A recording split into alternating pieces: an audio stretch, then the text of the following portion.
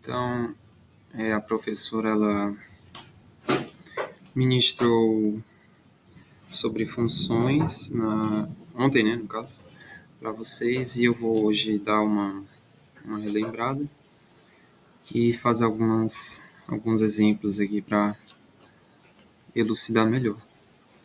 Então, para iniciar, nós vamos falar sobre função.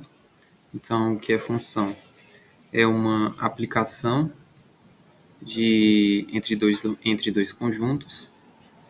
Então, daí que vem a aplicação do que a gente aprendeu na monitoria passada, que significa que é exatamente a aplicação de conjuntos. E o que seria função? Função é uma aplicação entre dois conjuntos. É um conjunto de entrada, que nós chamamos de domínio, e ele geralmente é denotado por D, né?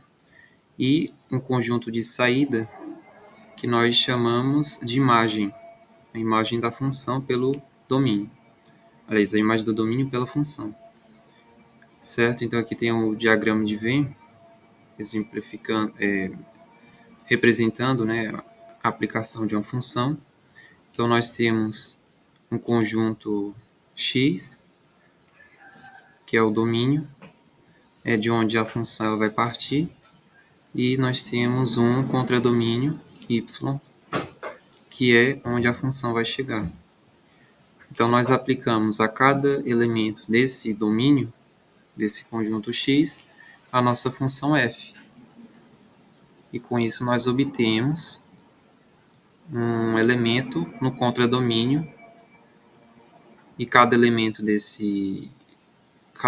que é transformado por essa função, o conjunto desses elementos nós chamamos de imagem da função, do domínio pela função. Creio que isso esteja bem claro, né? Porque é algo simples. E nós anotamos, dado o elemento x, nós temos f de x como sendo essa função. No caso, é a forma de como essa função ela vai ser aplicada. Então, aqui embaixo eu tenho um exemplo de uma função que é 2x mais 1. Essa função ela é linear, né? É uma função de primeiro grau. E nós temos um domínio composto pelos elementos 0, 1 e 2. Então, vamos fazer aqui a representação. Então, sai isso um círculo.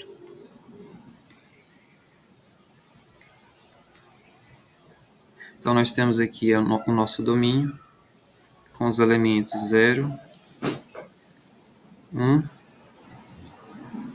e 2. Esse é o nosso domínio D.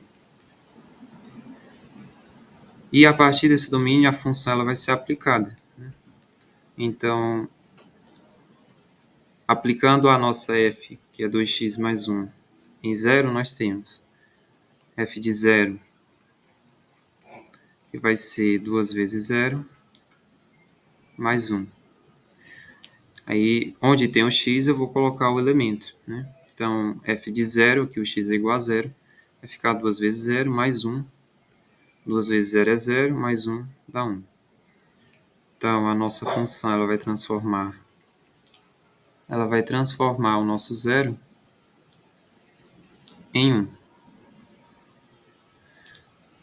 Fazendo com 1, né? Então, nós temos f de 1, que vai ser 2 vezes 1, mais 1. Vai dar 2 vezes 1 dá 2, mais 1 dá 3. Logo, a nossa função ela transforma 1 em 3. Com 2, f de 2 vai ser 2 vezes 2, mais 1. 2 vezes 2 é 4, mais 1 dá 5. Então, a nossa função transforma 2 em 5. Logo, nós temos aqui a nossa imagem do domínio pela função f. Então, esse conjunto composto por 1, 3 e 5 é a nossa imagem.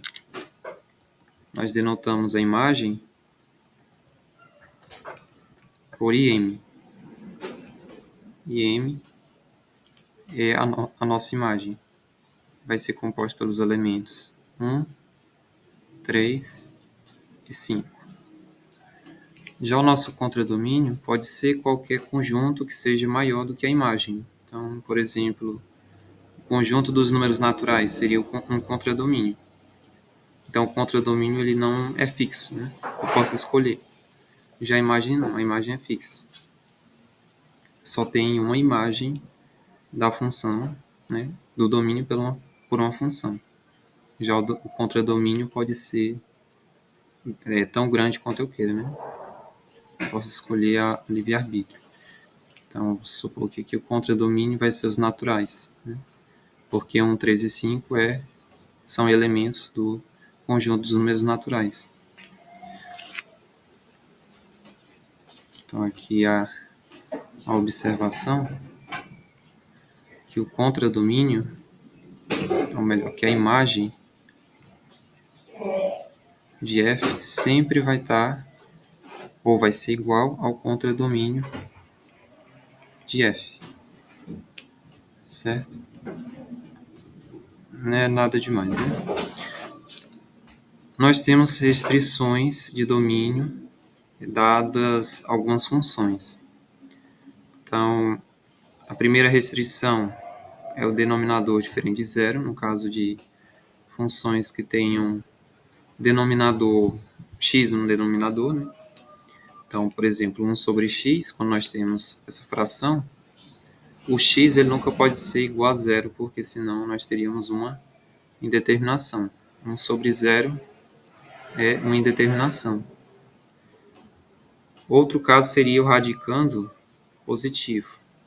No caso, a restrição é que ele seja positivo, né?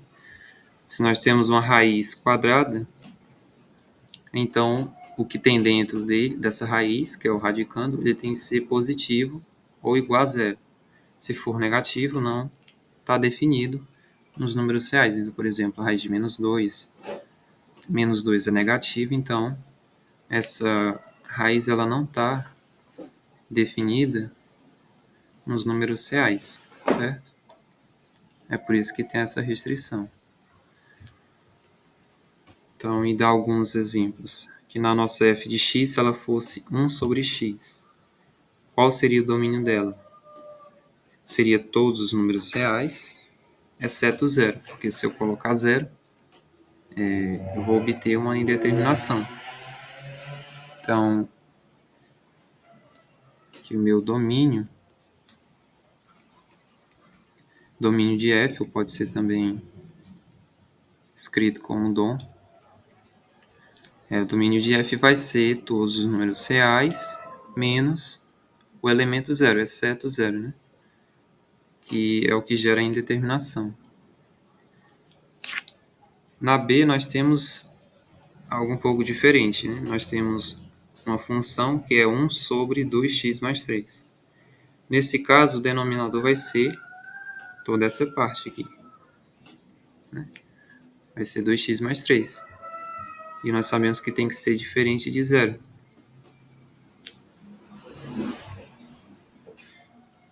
A questão do domínio ser abrangente, Wellington, é que a questão ela vai dar, geralmente. Mas quando ela não dá, o domínio, por exemplo, se a questão pede dê o domínio da função, então é o mais abrangente possível, certo? Quando ela não dá o domínio. Por exemplo, nesse caso aqui de cima, nesse exemplo, eu dei o domínio, né? 0, 1 e 2. Mas se, por exemplo, perguntasse qual seria o domínio dessa função, você escolheria o mais abrangente, que no caso seria os números reais, né? Aqui na B, se pergunta exatamente isso. Qual seria o domínio dessa função, no sentido mais abrangente? Seria exatamente o denominador, os valores de x, para os quais não é nulo, né, o denominador, para que não haja indeterminação. Então, nós fazemos 2x mais 3, diferente de zero, e eu quero descobrir o x. Nós podemos tratar, seria desigualdade, seria diferença, né? Como uma igualdade. Então, eu posso passar mais 3 subtraindo, por outro lado, sem problema. Então, 2x é igual a menos, é diferente a menos 3. Passo 2 dividindo, x tem que ser diferente de menos 3 sobre 2. Então, esse valor de x, aliás, para que o meu denominador seja diferente de zero, meu x tem que ser diferente de menos 3 sobre 2. Caso contrário, eu tenho uma indeterminação. Então, se nós fizermos f de menos 3 sobre 2, o que é que a gente vai ter? A gente vai ter 1 sobre 2 vezes menos 3 sobre 2, mais 3. Aqui, 2 vezes menos 3 sobre 2 vai dar menos 6 sobre 2, mais 3. Menos 6 sobre 2 é menos 3. Então, vai ficar 1 sobre menos 3 mais 3. Só que menos 3 mais 3 é zero, né? E nós temos uma indeterminação, certo? Então, nesse caso, nessa função, o meu domínio vai ser... Deixa eu apagar aqui.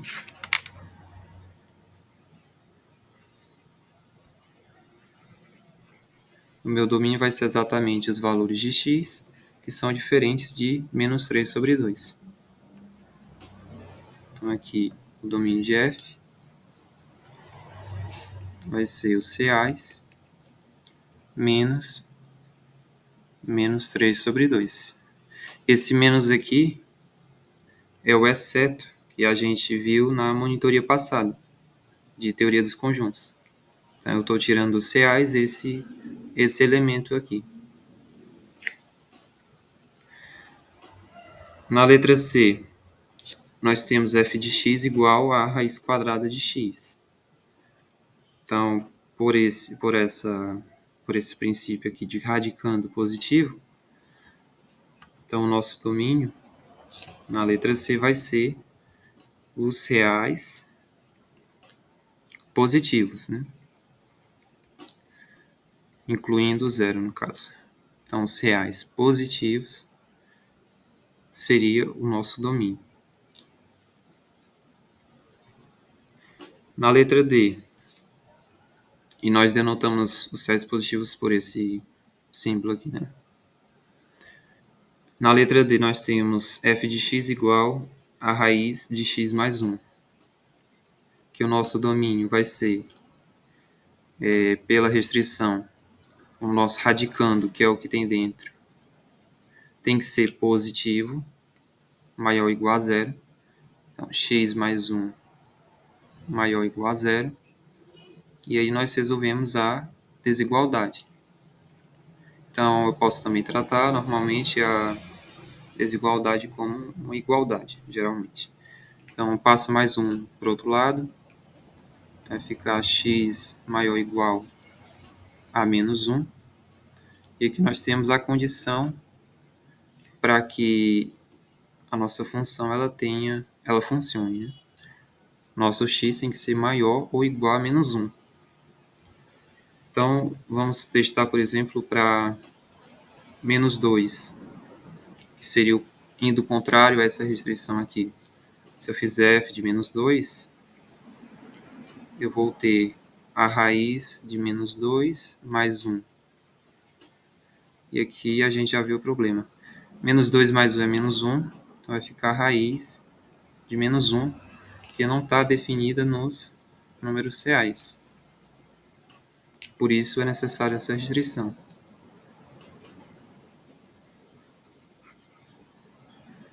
Então aqui o domínio vai ser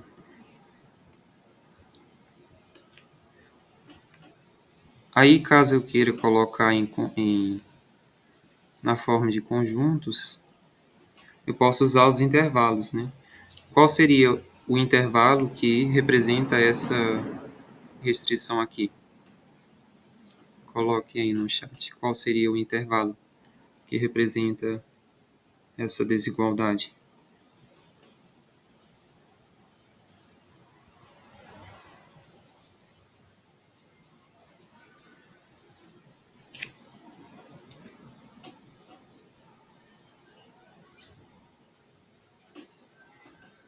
O x tem que ser maior ou igual a menos 1. Então, relembrando aqui, nós temos a reta real, nós temos o zero aqui, temos menos 1. X maior ou igual a menos 1 vai ser todos os valores de x, valendo menos 1, já que é maior ou igual, então valendo menos 1. E maior que menos 1, né? Então, seria todo esse intervalo aqui. Qual seria a representação dele, desse intervalo?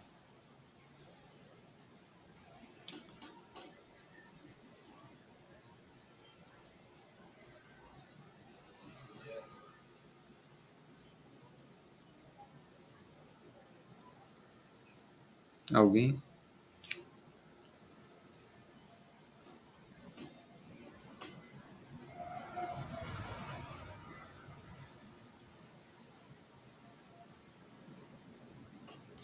Ó, aqui nós temos um valor fechado em menos 1.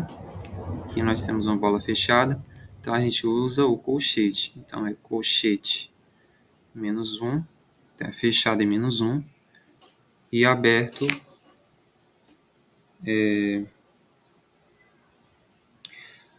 Eu não tinha visto aqui a sua mensagem, Wellington. Pode sim, viu? Pode usar o travessão também. Não tem problema. A pergunta era se podia utilizar o travessão, não, a barra, no lugar do menos. Sim, pode usar. Nesse caso aqui de cima, na B, né? Então, aqui no domínio de F, vai ser fechado em menos 1 e aberto em mais infinito. Já que não tem teto, né? Aqui para a direita. Deu para entender essa D? Se vocês tiverem dúvidas, vocês podem enviar no chat.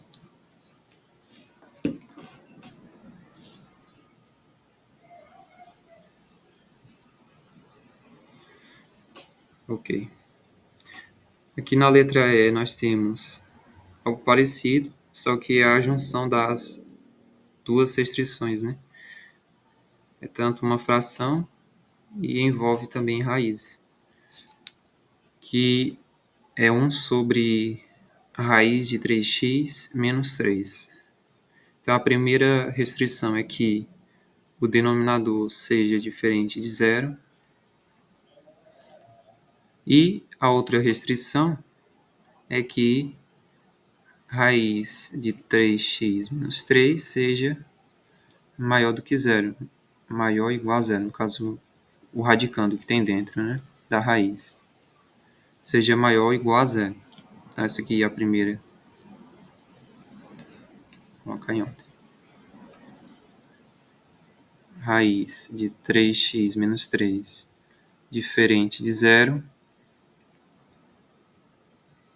Essa é a primeira restrição, que a gente tem que encontrar o x. E a segunda é que 3x menos 3 seja maior ou igual a zero. Então, aqui é a primeira restrição. Eu passo a raiz como quadrado para o outro lado. Então, vai ficar 3x menos 3 diferente de zero ao quadrado. Zero ao quadrado é zero. Passo menos 3 somando. Então, vai ficar 3x diferente de 3. Passo o 3 dividindo, x tem que ser diferente de 3 sobre 3, é 1. X ele tem que ser diferente de 1. Ok. Então, se o x for 1, a nossa função ela não funciona. A segunda restrição, nós temos 3x menos 3 maior ou igual a zero. Então, vai ter 3x maior ou igual, passo menos 3 somando, maior ou igual a 3. Passa o 3 dividindo, nós temos x maior ou igual a 3 sobre 3. 3 sobre 3 é 1. Então, x, para obedecer a essa segunda restrição, tem que ser maior ou igual a 1. Aí nós temos que observar uma coisa. Se ele for igual a 1, ele obedece à segunda restrição. Se eu escolher x igual a 1, eu tenho o que aqui na segunda restrição? Eu tenho 3 vezes 1, menos 3, maior ou igual a 0, que aqui nesse lado vai ser 0, maior ou igual a 0, que é verdade, né? Não está violando a restrição. Só que aqui a primeira restrição, ela diz que o x tem que ser diferente de 1. Então, aqui essa primeira restrição vai restringir a segunda. Então, aqui nós temos que o x ele tem que ser maior que 1. Não pode ser igual a 1, porque senão a primeira restrição ela não vale. Ok?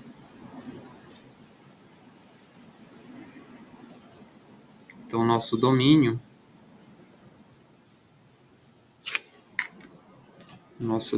vai ser x maior que 1.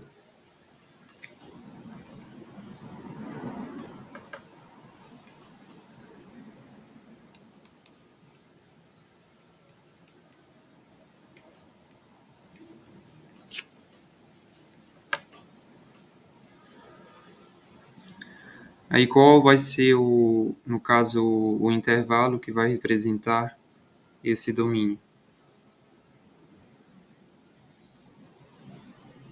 Alguém consegue visualizar qual seria o intervalo que representa x maior que 1? Os valores de x que são maiores do que 1 na reta?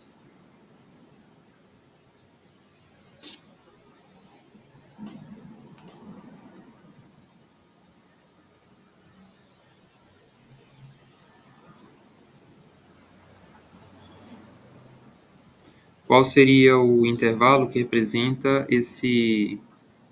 essa desigualdade, x maior que 1? Qual seria o intervalo? A representação em intervalo.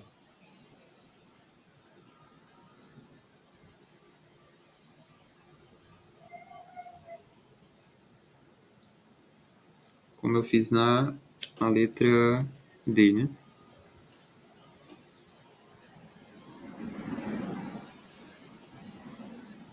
Isso, mas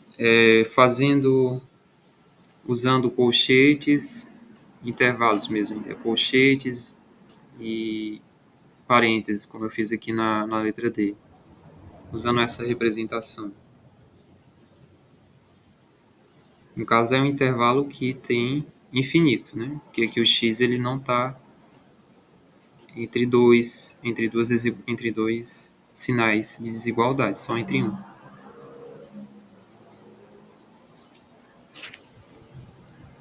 Aqui a reta real, ela vai ser bastante útil para ver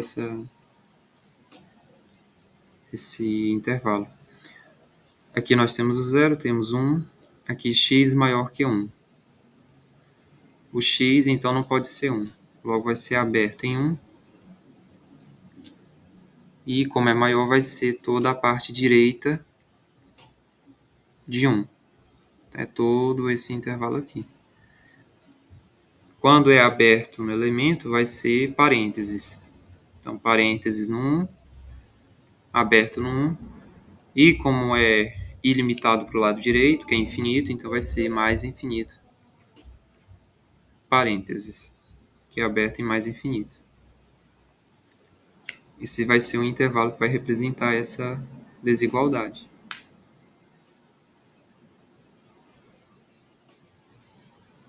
O que você falou, Wellington, é certo. Só que no caso seria a representação mesmo em intervalo.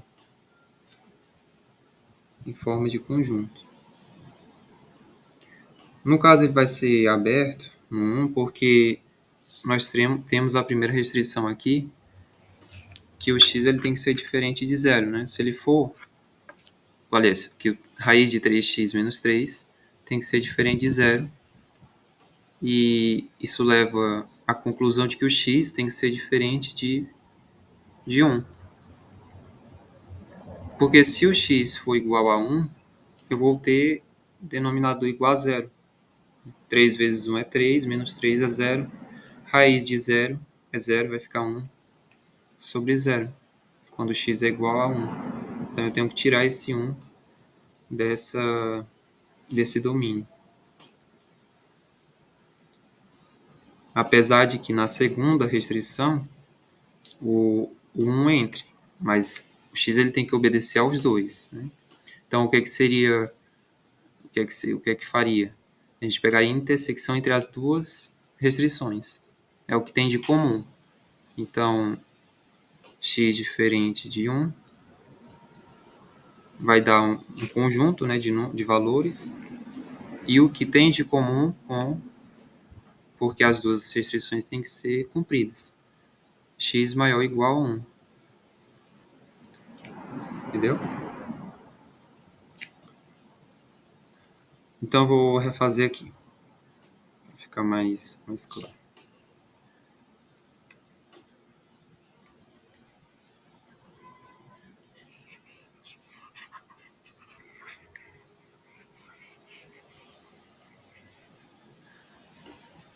Nós temos, nesse caso da letra E, tomar cuidados para que a nossa função ela funcione. A função não vai funcionar se o denominador for igual a zero, porque 1 sobre zero não tem como dividir. Então, tem que ser diferente de zero. Essa é a primeira restrição. Raiz de 3x menos 3, diferente de zero. Certo? Eu quero encontrar os valores de x para os quais essa diferença, essa equação aqui funcione, né? Seja verdadeira. Mas, por outro lado, a nossa raiz, como tem uma raiz, o que tem dentro dela tem que ser positivo. Pode ser que nessa primeira restrição eu encontre valores de x, ou melhor, valores aqui dentro que sejam negativos, né? E como a raiz ela não admite valores negativos, então, a segunda restrição é que raiz, ou melhor, que 3x menos 3, que é o que tem dentro da raiz, seja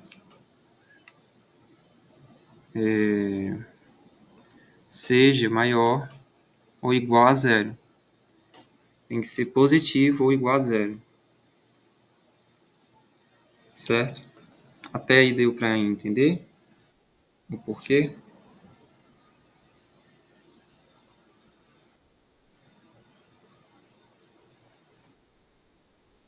Boa tarde.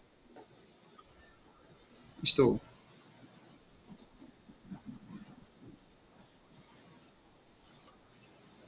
Isso.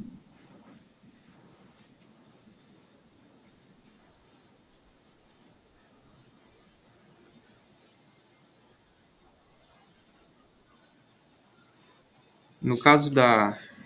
Muito bem. No caso da letra D, nós não temos uma fração. Certo? Nós não temos uma fração.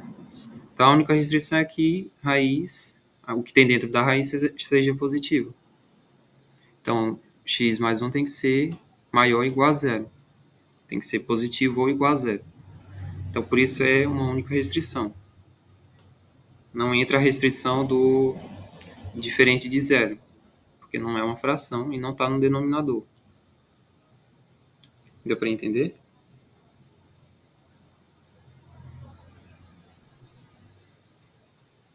Já na E, nós temos um denominador. O x está no denominador, então eu tenho que encontrar valores para garantir que esse denominador não seja zero, caso essa é a primeira restrição aqui. Por outro lado, também ela tem uma raiz, esse denominador. Então, eu tenho que fazer com que o que tem dentro da raiz não seja negativo, porque senão eu vou ter outro problema, né? Vai ser raiz de um número negativo. A Charlene perguntou, por que tem que deixar a segunda restrição igual a zero, se na primeira não pode ser zero? Sim, você tem razão. No caso aqui, eu estou falando separadamente, né? A primeira restrição é essa, a segunda vai ser essa. Mas você poderia, de fato, aqui eu tenho duas coisas contraditórias, né? Tem que ser diferente de zero e tem que ser igual a zero. E aqui eu vou descartar, eu poderia descartar essa igualdade. Ou eu poderia fazer encontrar os valores de x, eu vou encontrar um conjunto, né, para cada uma dessas restrições e pegar a intersecção. Lembra que a intersecção é o que tem de comum? Então, todos os valores que são comuns a essas duas restrições, quando eu encontrar os conjuntos, né, eles vão valer, eu vou fazer valer as duas restrições. Vou obedecer, né, as duas restrições. Então, eu vou encontrar primeiro o conjunto de valores que obedecem à primeira restrição. Então, como eu fiz anteriormente, vai ficar 3x menos 3, diferente de zero. E para não ficar maçante, eu vou descobrir que x ele tem que ser diferente de 1. Então, aqui eu encontrei um conjunto de valores que obedecem à primeira restrição. Que eu vou colocar... Eu posso deixar dessa forma. Na segunda restrição, eu vou encontrar outro conjunto de valores que obedecem à segunda restrição.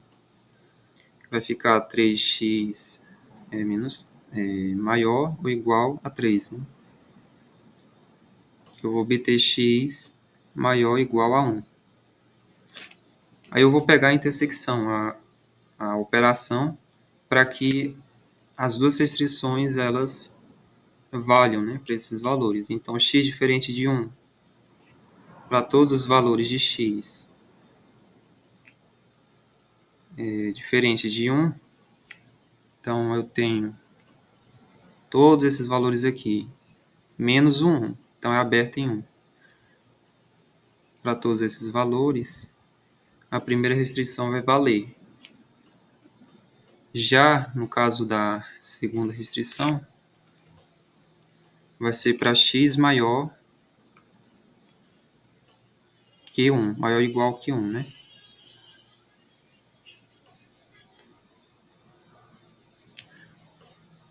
Então, aqui x maior ou igual que 1.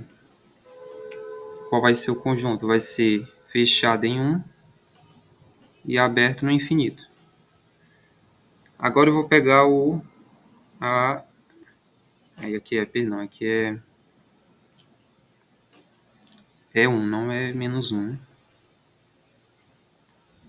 Aqui é aberto em 1.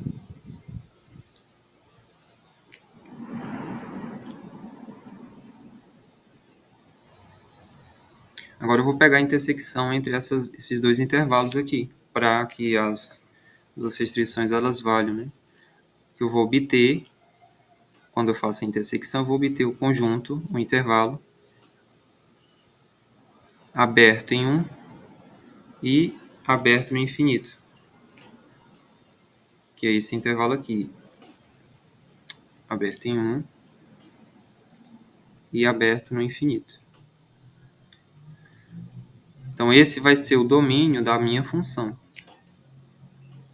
Claro, eu estou explicando aqui esmiuçado, né? Mas vocês podem fazer isso mais rápido. Deu para entender? Então, esse aqui é o domínio da nossa função. É o domínio da nossa f.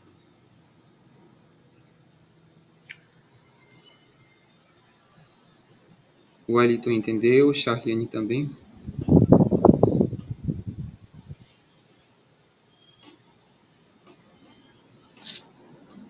Então, passando para a letra F.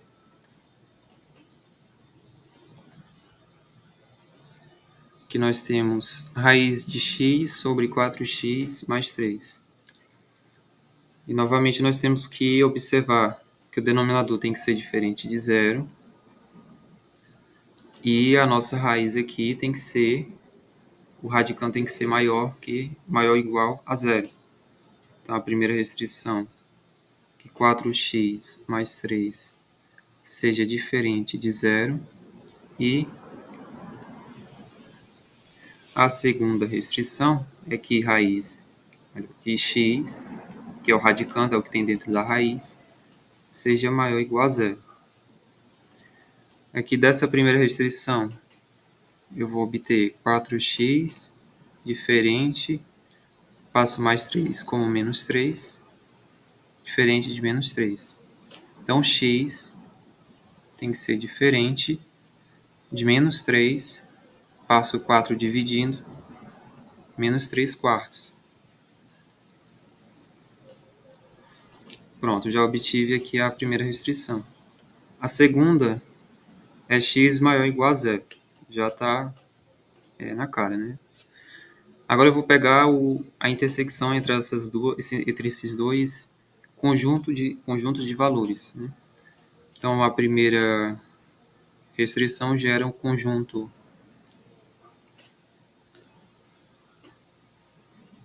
dos números reais, exceto menos 3 sobre 4. Então, vai valer todos esses valores aqui, exceto menos 3 sobre 4, que é da primeira restrição. Já a segunda restrição vai ser valores maiores ou iguais a zero. Então, aqui é fechado em zero. E vai ser aberto no infinito, porque é maior, né? No caso aqui é fechado em zero e aberto no infinito. Aí eu vou pegar a intersecção. Vocês acham que vai dar qual intervalo?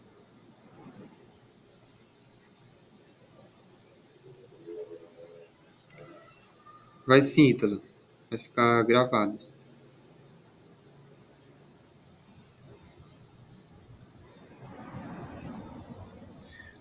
Qual vai ser a intersecção entre esses dois conjuntos aqui?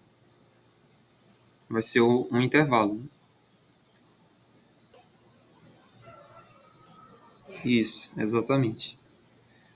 Exatamente, Walter. Vai ser fechado em zero e aberto no infinito. Justamente porque aqui eu tenho, quando eu pego aqui o que tem de comum entre os dois, eu tenho que um está contido no outro, né? Esse primeiro aqui, esse segundo, está contido nesse primeiro. Quando eu pego o que tem de comum, vai ser esse primeiro. Então vai ser fechado em zero e aberto no infinito. Então o nosso domínio vai ser fechado em zero e aberto em mais infinito.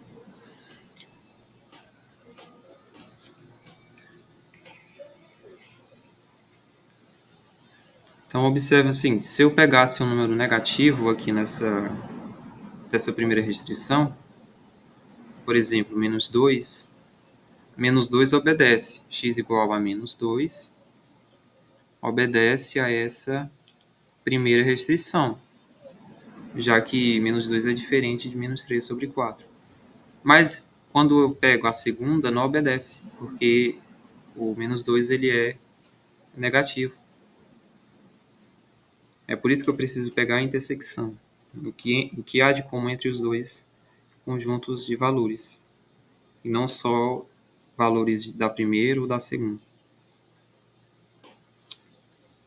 Alguém tem alguma dúvida com relação a essa questão de domínio e restrições?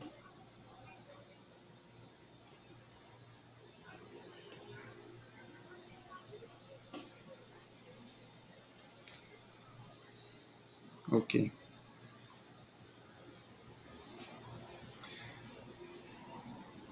Então vamos falar sobre gráfico.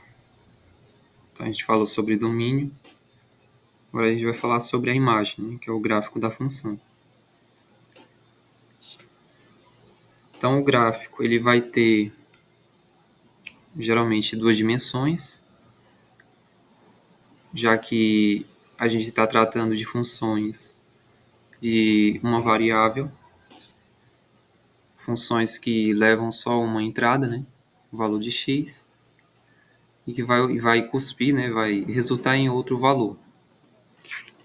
Então, a gente tem dois eixos, o eixo x, que é o eixo da horizontal,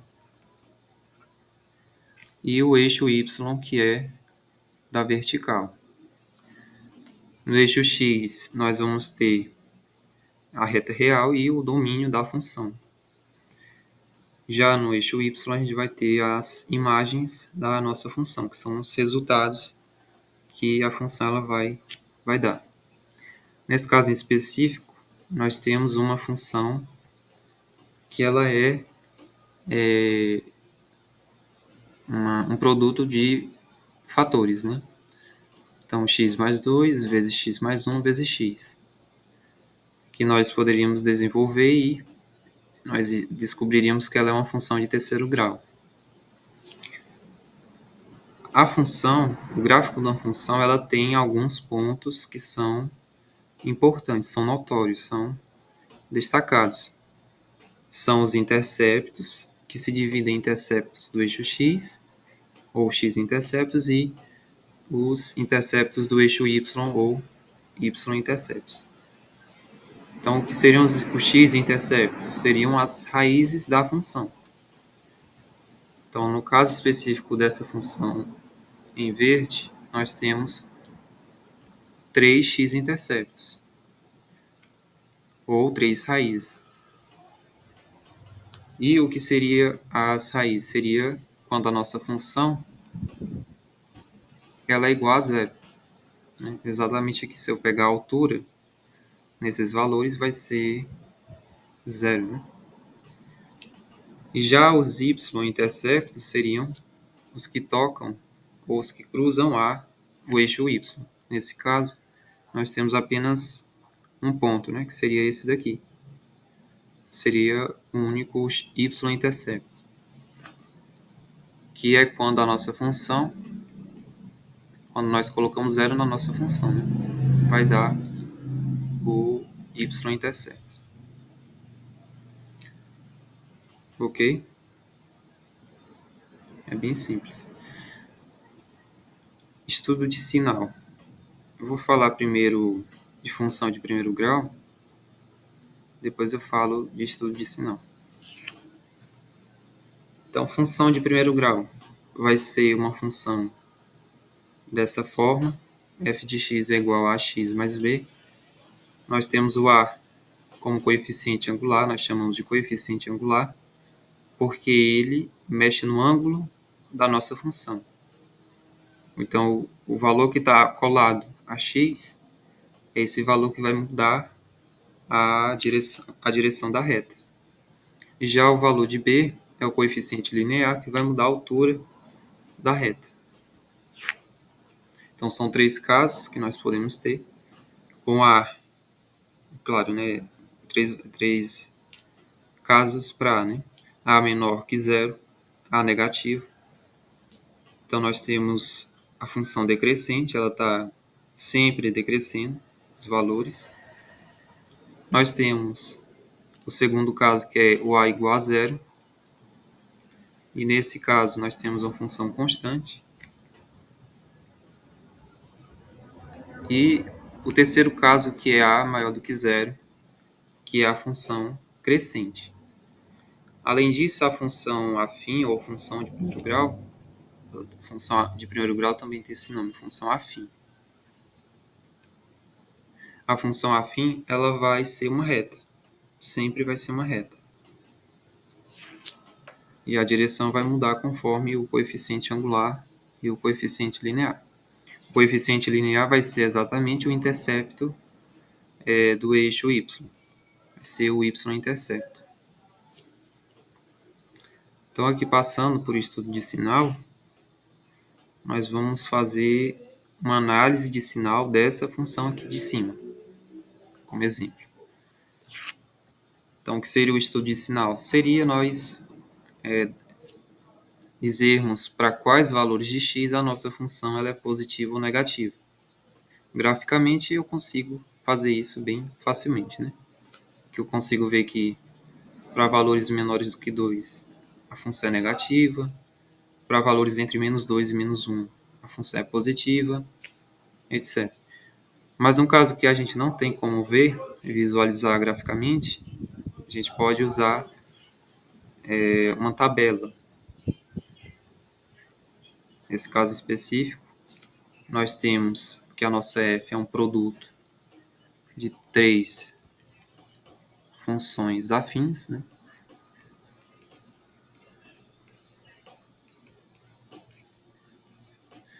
E nós podemos analisar o sinal da nossa f com base no sinal das outras funções que compõem a f.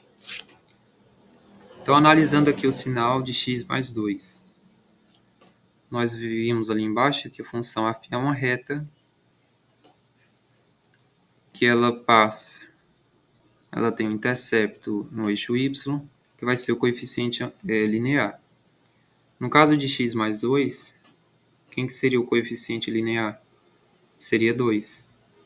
Então, aqui, ela vai interceptar nosso valor 2, aqui no eixo y. Já no eixo x, que seriam as raízes, seria quando nós fazemos x mais 2 igual a 0. Então, x mais 2 igual a 0 vai dar x igual a menos 2. Então, a nossa função ela vai tocar o eixo x quando x for igual a menos 2. Nesse caso, como a gente sabe que é uma função linear, uma função afim, ou de primeiro grau, como vai ser uma reta, e eu sei que o coeficiente angular é positivo, é maior do que 0, no caso é 1, então ela vai ser uma reta crescente que passa por esses pontos marcados. E o que a gente pode falar do sinal dessa função, x mais 2? Quando que ela é positiva e quando que ela é negativa?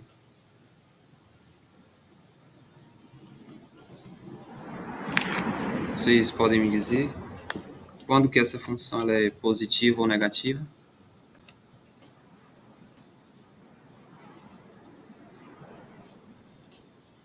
Função x mais 2?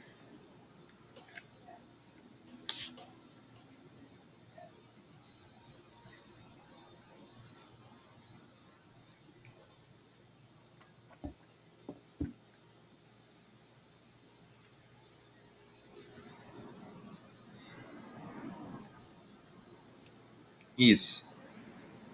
Ela vai ser positiva para x maior que, no caso, seria menos 2, né?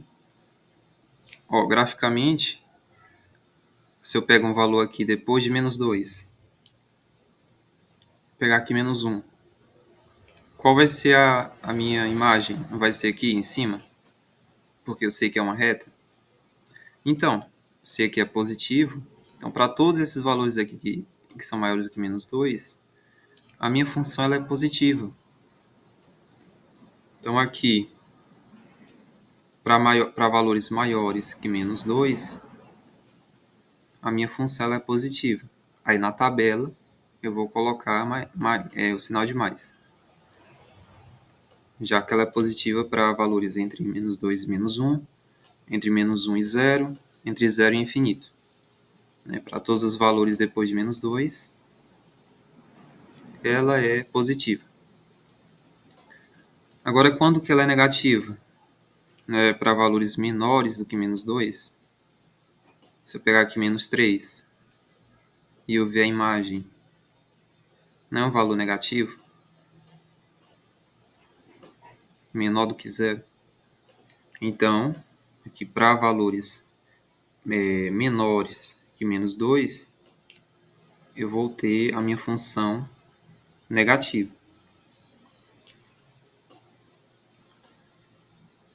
Deu para entender? Aí o mesmo eu vou fazer para x mais 1 e x.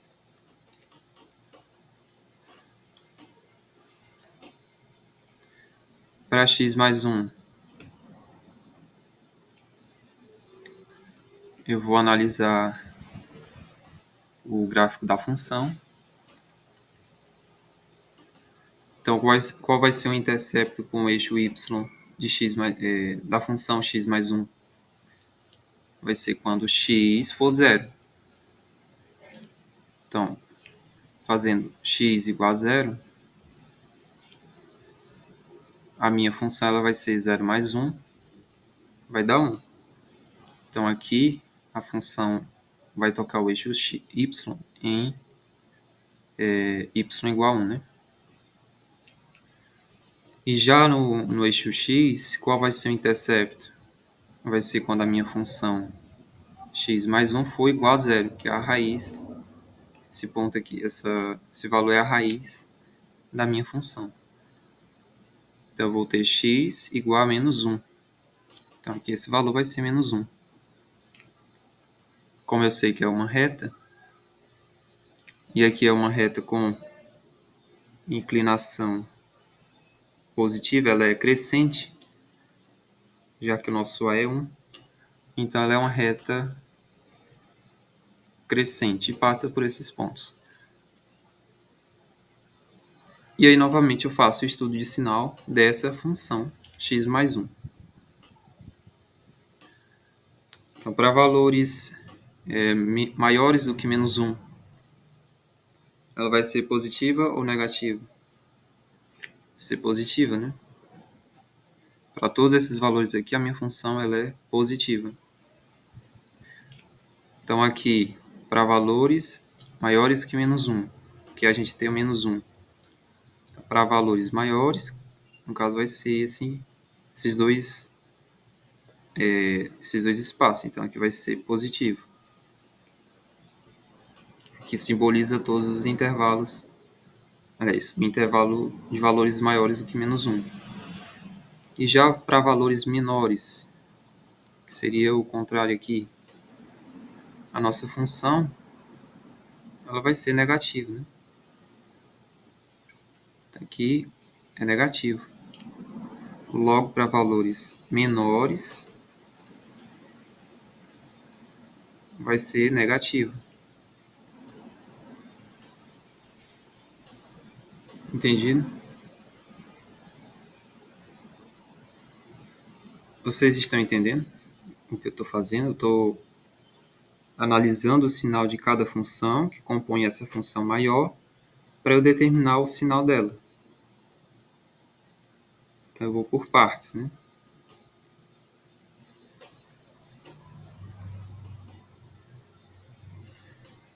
Então, falta a última função, que é x. F de x igual a x. F de x igual a x, a função vai ter essa cara aqui, que é bem simples, né? Fazendo a análise mais detalhada. E o intercepto dela com x é quando x é igual a zero. Então, x vai ser igual a zero. E o intercepto dela com y vai ser quando x é zero, que vai ser zero também. Então, ela vai cruzar a origem aqui em zero. Ela tem inclinação positiva porque x, que o que acompanha o x é 1, e é maior do que zero, é positivo. Então, para valores maiores que zero, a gente vê que ela é positiva. E onde é que estão os valores maiores do que zero? Seriam esses, né? Então, aqui vai ser maior, vai ser positivo, já que são os valores maiores do que zero. A nossa função admite valores positivos. Para valores menores do que zero, a nossa função é negativa. Então, aqui, toda essa parte vai ser negativo. A nossa função x. Pronto, nós temos agora como analisar o sinal dessa função maior aqui. Como? Bem, nós sabemos que é uma multiplicação, né? Que esses termos não estão se multiplicando. Então, eu vou multiplicar cada valor aqui respectivamente. Então, menos para valores menores que menos 2, todos vão ser negativos. Então, todos esses valores aqui, ó, vão ser negativos. Por exemplo, se eu escolher menos 3, sei lá, estaria bem por aqui. Eu colocar menos 3 em cada valor, eu teria aqui na primeira parcela menos 3 mais 2 vai dar menos 1, vezes menos 3 mais 1, que é menos 2, vezes menos 3. E aqui a gente tem 3 valores negativos, como a gente previu na tabela. Da mesma forma para cada intervalo. Então eu vou multiplicar menos com menos, vai dar mais. Mais vezes menos vai dar menos. Aqui no segundo intervalo, de menos 2 a menos 1. Mais com menos, multiplicando, né? Vai ser menos. Menos vezes menos vai ser mais. Aqui no terceiro intervalo, de menos 1 a 0. Mais com mais vai ser mais. E mais vezes menos vai ser menos. Já no quarto vai ser mais vezes mais, que vai ser mais. Então, a nossa função, ela vai admitir valores negativos entre menores do que menos 2, até menos infinito, e entre valores entre menos 1, tira esse, valores entre menos 1 e 0, que aqui são negativos. E ela vai ser positiva para valores entre menos 2 e 1 e valores maiores do que 0.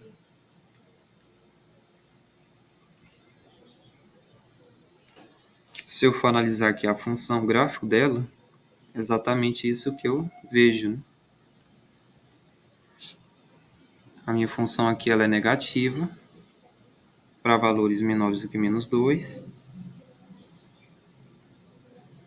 sempre negativa, e também para valores entre menos 1 e 0,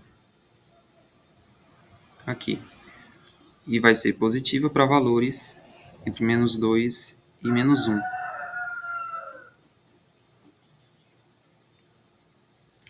E para valores maiores do que 0, né? Então, deu para entender a noção geral assim do que eu fiz? Do método.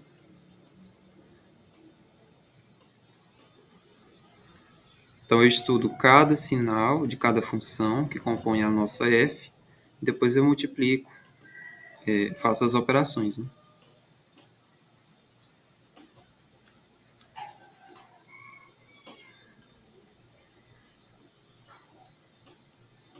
Vocês querem que eu repita alguma coisa, alguma parte?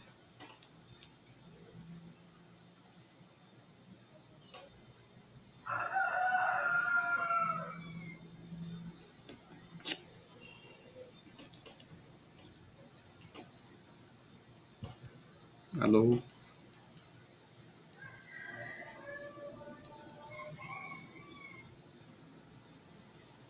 Vou fazer um outro exemplo aqui parecido, para ficar mais claro.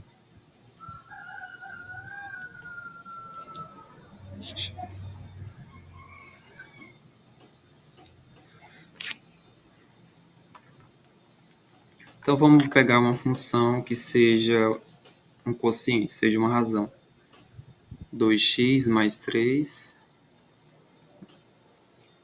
4x mais 2, sobre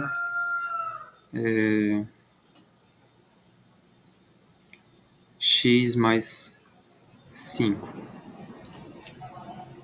E eu quero saber o sinal, estudar o sinal da função. Quero estudar o sinal. Então, primeiro, o que é que eu tenho que fazer?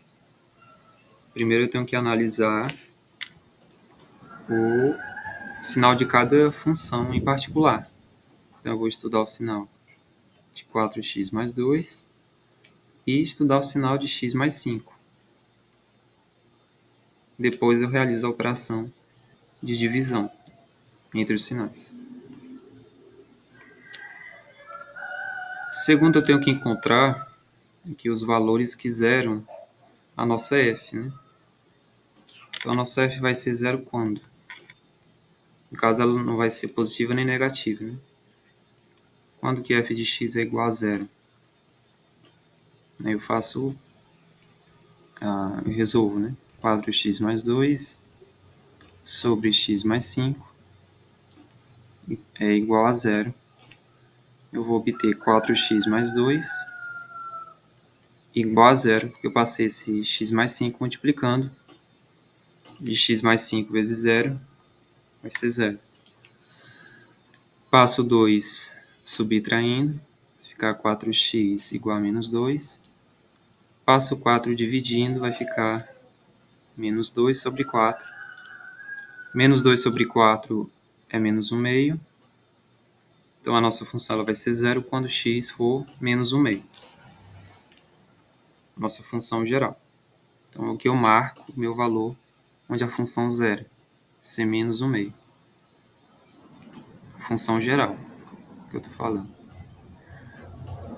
E agora eu vou estudar o sinal de cada função em particular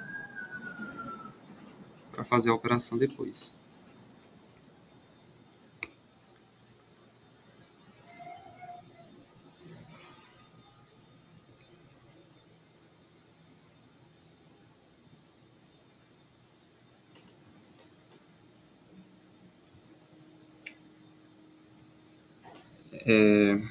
Não entendi, Thalisson.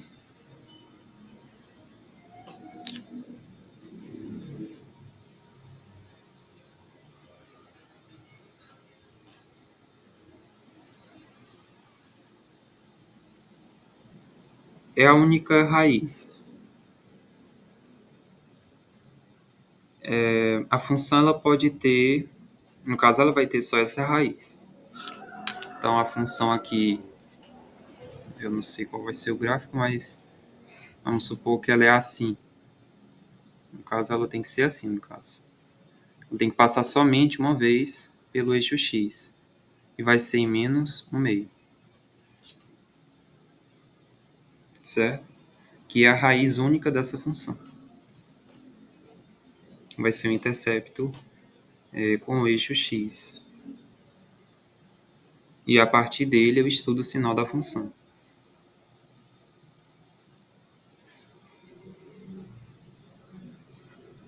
Certo. Então, aqui a gente vai analisar em particular. 4x mais 2 é uma função de primeiro grau com inclinação positiva. Vai ser crescente porque 4 é maior do que zero. Nosso coeficiente angular é maior do que zero, então vai ser crescente. Ela vai tocar o eixo y quando no valor 2 do eixo y, então aqui em 2 a nossa função ela vai tocar o eixo y e ela vai tocar o eixo x quando 4x mais 2 igual a zero, foi igual a zero. E se eu for resolver, vai encontrar x igual a menos 1 meio. Então, a nossa função aqui em menos 1 meio vai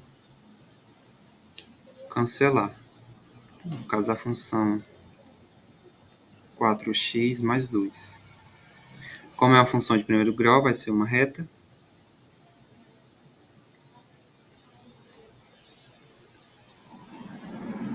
E agora eu vou estudar o sinal.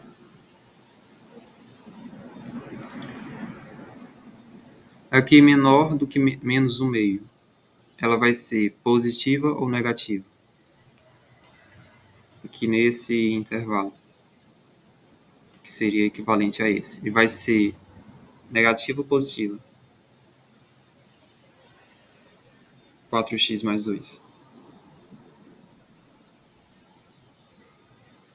Vai ser negativa, então...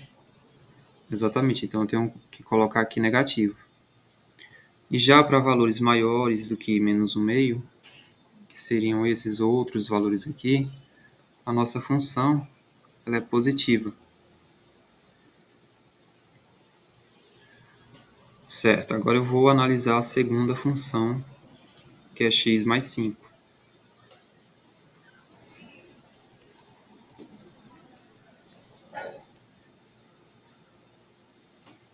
X mais 5. O intercepto com o eixo y vai ser 5, já que é o coeficiente linear. E aqui o intercepto com o eixo x vai ser menos 5, que é quando zerar a função. Novamente ela vai ser dessa forma. E aí eu posso fazer a análise de sinal. Aqui vai ser menor. E eu tenho que analisar o seguinte. Eu tenho que analisar ao redor do ponto menos 1/2, certo? Não posso analisar ao redor desse valor da função em particular. Porque eu estou analisando aqui valores maiores do que menos 1/2 e valores menores do que menos 1/2. Então, menos 1/2 está mais ou menos aqui, né? Então, para valores menores que menos 1/2, eu vou ter duas coisas. Eu vou ter ou positivo ou negativo, né? Eu posso colocar aqui também, caso eu teria que ter colocado as raízes de ambas, né? Tanto de uma quanto de outra.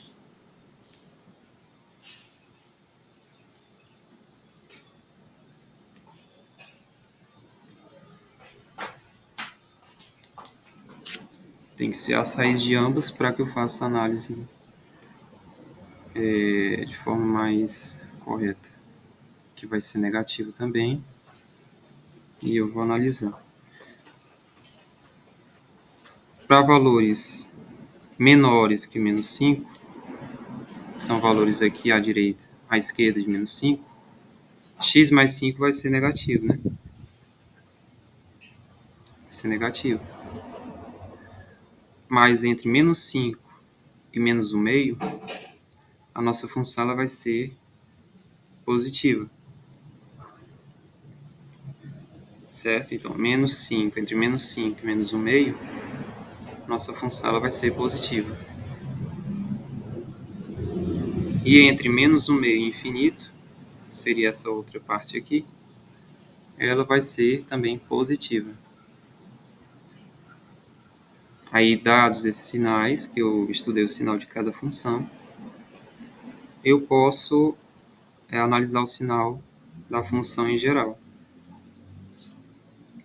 E só deixando claro, eu tenho que colocar as raízes de ambas as funções. No caso, eu coloquei as raízes, a raiz só de 4x mais 2. Tem que também colocar a raiz de x mais 5, que é a segunda função. E aí analisar em ambos os intervalos, né?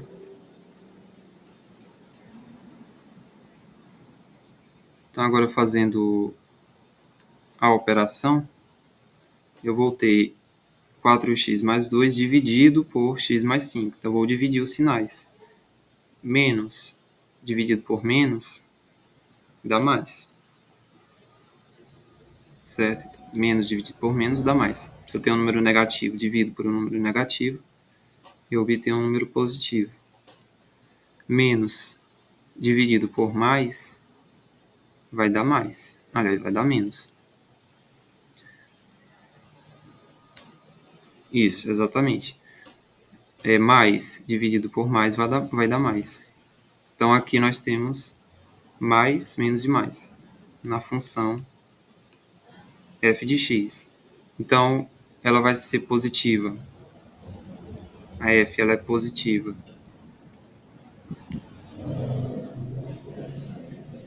de x menor que menos 5, já que nesses valores aqui ela é positiva, certo? Ela é positiva. E ela vai ser também positiva para valores maiores que menos 1/2. Então, para valores de x maiores que menos 1/2. E ela é negativa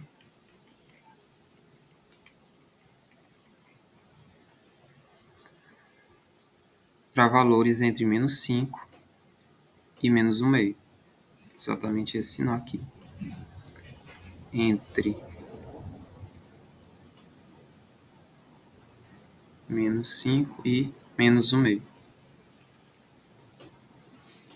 Ok? Então, retomando, eu analiso o sinal de cada função. Para isso, eu tenho que achar as raízes de cada função em particular. Depois que eu acho as raízes, eu vou analisar como o sinal dela, da função em particular, ela vai mudar ao redor desses valores. Fazendo para cada função, eu vou obter essa tabela e, dependendo das operações, se for multiplicação ou divisão, eu faço a regra de sinais. E eu vou obter, no final, o sinal da função f.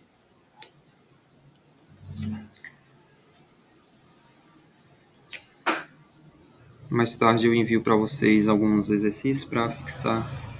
Aí, caso vocês tiverem dúvidas, vocês enviam no privado. Então, o próximo assunto seria função de segundo grau, né? Ou Bhaskara, usando também a fórmula de Bhaskara, né? A professora, ela falou sobre a fórmula de Bhaskara ou não? Falou?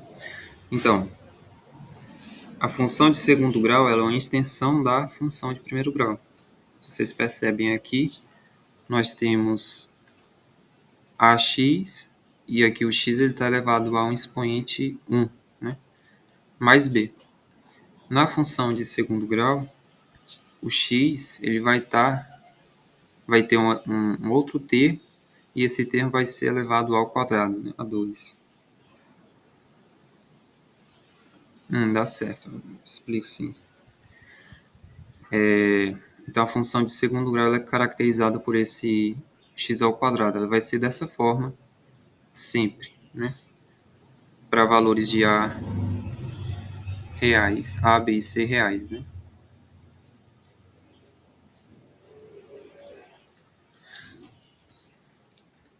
Aqui o nosso termo a ele vai ser também responsável por dar a orientação da nossa parábola. Então, a nossa parábola, que é o gráfico da função, vai ser para cima. Eu não vou colocar os eixos. Vai ser para cima, ou vai ser positiva, a inclinação, a concavidade, melhor dizendo, quando o nosso A ele é maior do que zero, quando ele é positivo. Já a nossa parábola, ela é côncava para baixo, quando o nosso A ele é menor do que zero, ele é negativo. Então, o A ele tem essa responsabilidade, essa função de mudar o formato do gráfico, assim como na função de primeiro grau. O termo C, ele vai ser responsável justamente também por mudar a altura do gráfico com relação ao eixo X. Então, o intercepto no eixo Y vai ser esse valor de C da função. E aí, é claro, eu tenho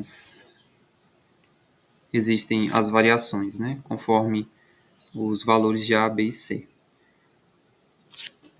Mas passando primeiro para Bhaskara, a fórmula de Bhaskara, ela vai ser a fórmula para achar as raízes dessa função. As raízes são os interceptos com o eixo x. Então, eu tenho que uma forma de encontrar esses valores que zeram a nossa f de x e é pela fórmula de Bhaskara que eu encontro. Então, a fórmula de Bhaskara, todo mundo sabe, é menos b, mais ou menos a raiz quadrada do delta, né? Do discriminante sobre 2a. O discriminante ele é muito importante para a análise também do formato da parábola. O discriminante ele é dado pela expressão b ao quadrado menos 4ac.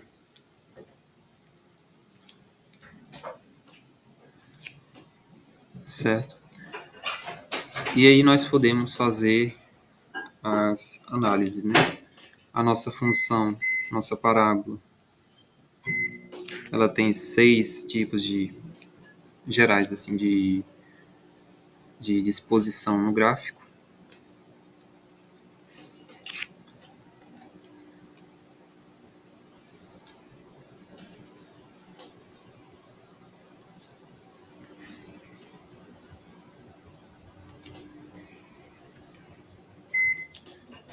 Então, conforme os nossos valores mudam, o formato também da função ela vai mudar, né?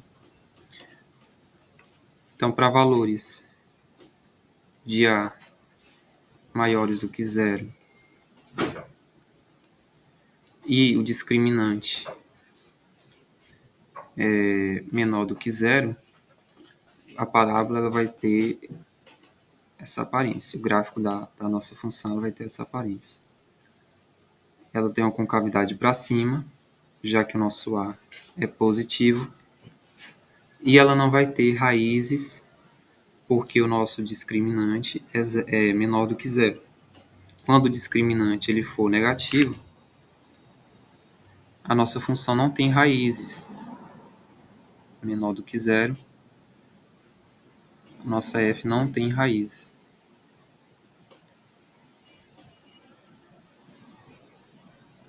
Por quê? Porque é negativo e raiz de número negativo não tem um valor real.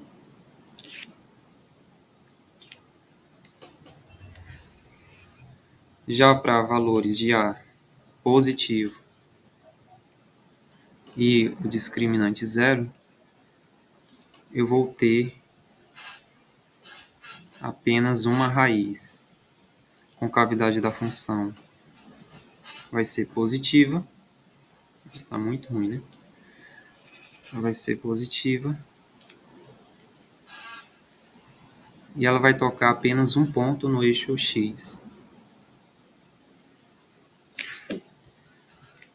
E para valores de A positivo e o nosso discriminante maior do que zero, nós temos dois valores, duas raízes com cavidade para cima.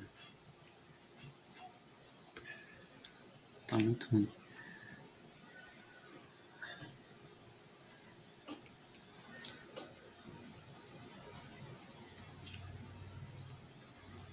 Isso aqui vai ser muito importante para análise para o estudo de sinal de funções, caso envolva função de segundo grau.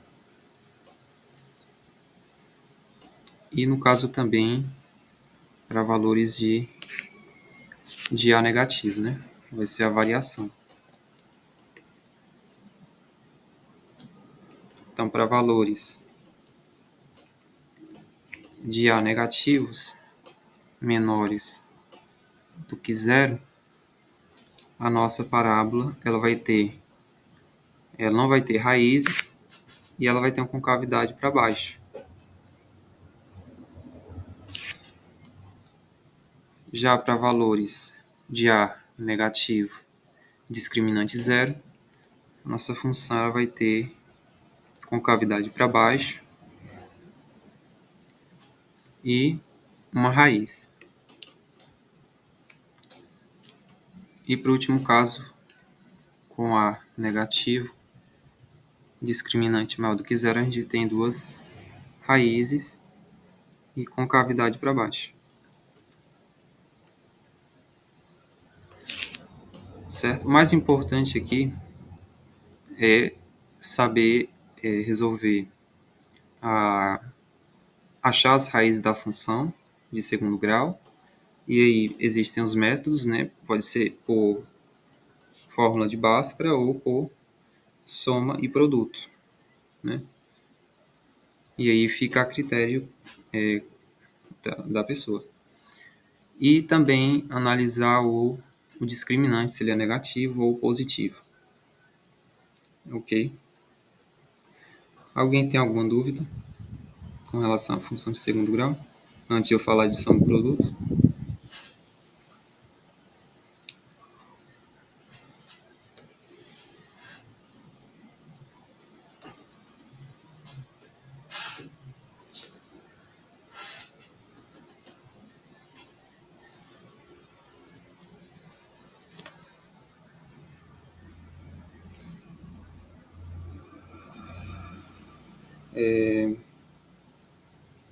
Aceita, sim.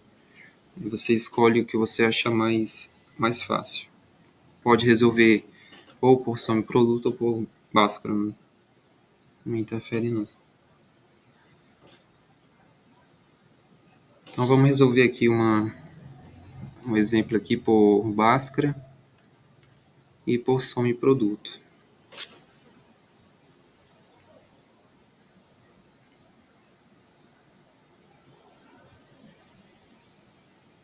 X ao quadrado. Então, nossa f de x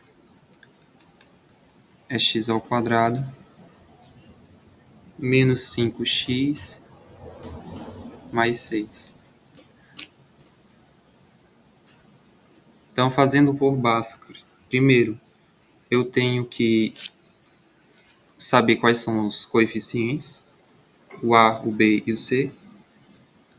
E aí eu vou olhar para cada termo de x e quem acompanha. Quem acompanha x ao quadrado é 1, então A igual a 1. Quem acompanha x é menos 5, então B é igual a menos 5.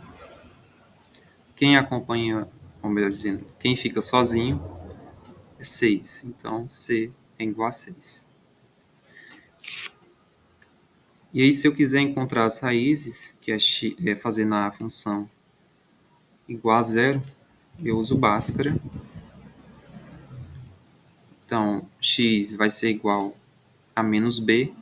Quem é b é menos 5, então vai ser menos 5, mais ou menos, porque vai dar duas raízes, geralmente, o discriminante. Quem vai ser o discriminante? O discriminante é b ao quadrado, é menos 5 ao quadrado, menos 4ac. A é 1 e c é 6. Menos 5 ao quadrado é 25. 4 vezes 1 vezes 6 é 24. Menos 24. Logo, o discriminante vai ser 1. Então, aqui vai ser raiz de 1 sobre 2a. Quem é a é 1. Então, 2 vezes 1. Menos 5 vai ser 5. Mais ou menos, raiz de 1 é 1. 2 vezes 1 é 2. Então, aqui eu vou obter duas raízes. A primeira, e não importa a ordem, tá? A primeira raiz vai ser 5 mais 1 sobre 2. E a segunda raiz vai ser 5 menos 1 sobre 2. 5 mais 1 é 6 sobre 2. 6 sobre 2 é 3. Então, a primeira raiz vai ser 3. 5 menos 1 é 4. 4 sobre 2 é 2. Logo, a nossa segunda raiz vai ser 2. Então, isso fazendo por Bhaskara. Então, x' igual a 3 e x duas linhas igual a 2. Alguma dúvida até aí?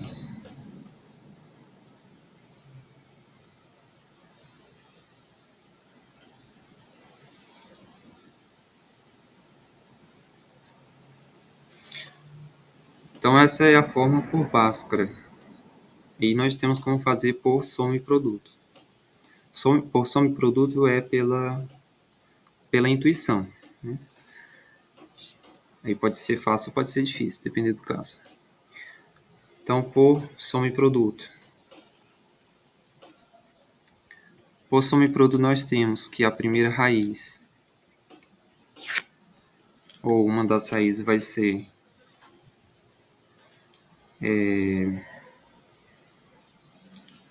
no caso, a soma da primeira raiz com a segunda raiz vai ser menos b sobre a, e o produto das raízes vai ser c sobre a.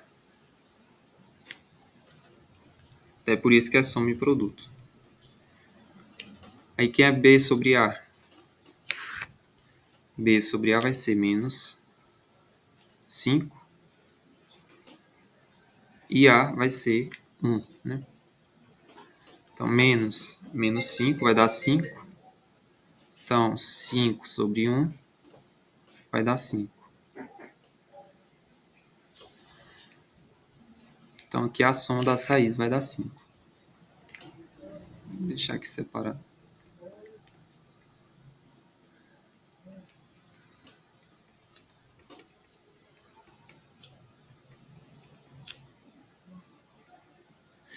Agora é o produto. É C sobre A. Quem é C? É 6 e A é 1. Então, vai ficar 6 sobre 1, que é 6. Então, o produto vai ser 6.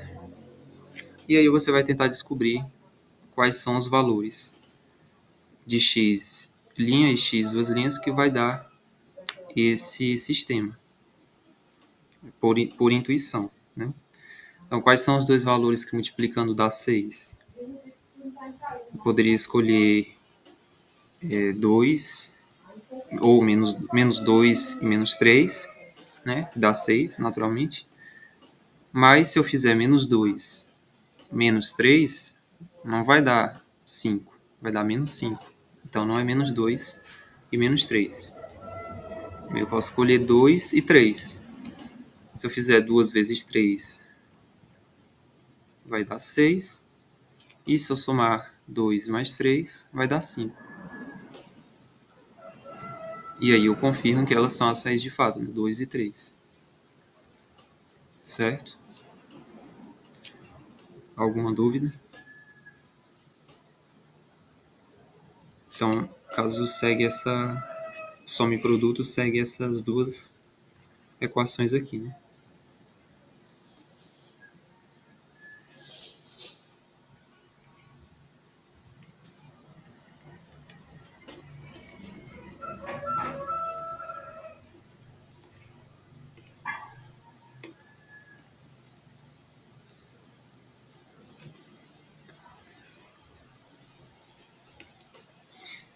Então, eu acredito que seja, por enquanto, só o mais importante. E eu vou procurar enviar para vocês uma lista com esse conteúdo, principalmente, eu acredito, com o estudo de sinais. Vocês tiveram muita dificuldade com o estudo de sinais?